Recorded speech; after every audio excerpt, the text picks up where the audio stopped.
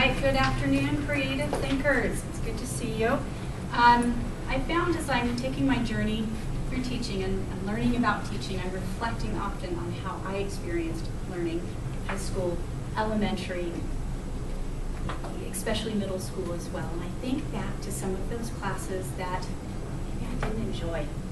What was it about those classes that I didn't enjoy? And I remember thinking when I was in middle school, I hate math. I hate it. Hate math, don't get it, not gonna get it. What I realize now, moments of clarity now, it wasn't that I hated math. I hated learning it. I hated that process. So I look at that now when I think about what kind of a teacher am I going to be? What's important to me in the classroom?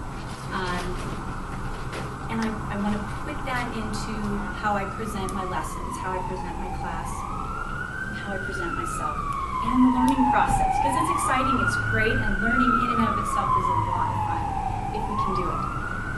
And that's where I look at the folder and think about the things that are important to me in teaching. And this one is creativity, and I think that's the starting point for teaching students, for coming up with creative lessons, creative experiences, but also for me, keeping creativity at the heart so that I remember to keep things creative and fresh and new for myself as a professional and for my students. And the reason it's sort of as a map is because I think creativity follows the students wherever they go. It's the creative thinking, it's creative thinking in English, it's creative thinking in math or science, but it goes further than that in creative problem solving in their life too, so they have skills to handle life as well. And a way to kind of keep that all together for me is Calvin Hobbes, laughing, humor, there's got to be fun stuff, and enjoying, and I want to hear students laughing and enjoying. And because I'm an English teacher who really love reading, they'll be reading, but in a really positive, interesting way, and making sure that they all have skills in order to feel confident in their ability to do that, because that affects all of their subjects.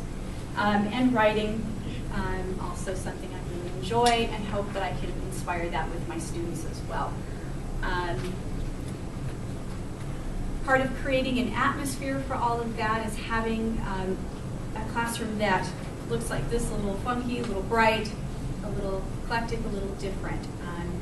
And also creating a space where the students feel safe, where they feel that they can express themselves, and also where they're willing to take risks and do something that they may not otherwise do in that classroom.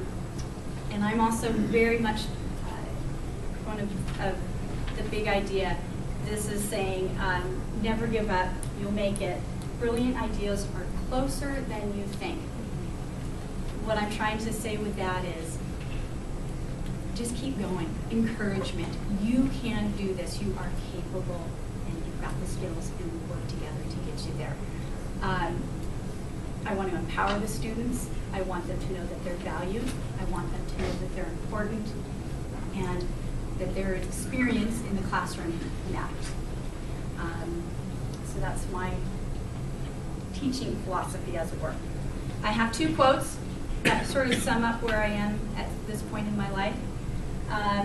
And it goes back to creativity, and it says, creativity can solve almost any problem. The creative act, the defeat of habit by originality, welcomes everything. And I think that just goes back to the strong belief I have in keeping things creative in all aspects of life.